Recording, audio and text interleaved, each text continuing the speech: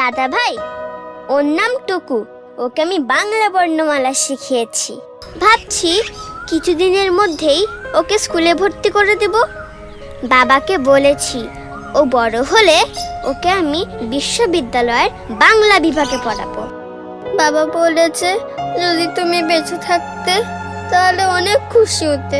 আমি তো তোমাকে কখনো দেখিনি দাদা ভাই, শুধু বাবার কাছে তোমার গল্প শুনেছি। আমার বন্ধুরা যখন তাদের দাদার সাথে ঘুরতে যাওয়ার গল্প বলে তখন আমার একটু মন খারাপ হয় না।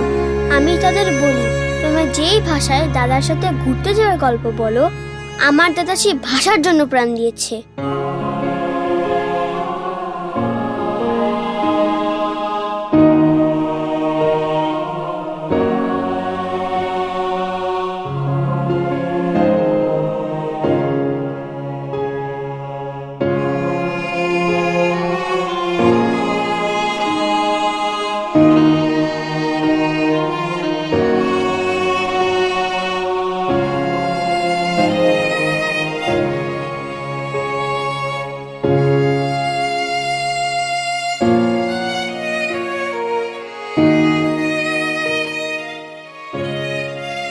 ভাষা শহীদদের আত্মত্যাগের গল্প বেঁচে থাকুক প্রজন্ম থেকে প্রজন্ম।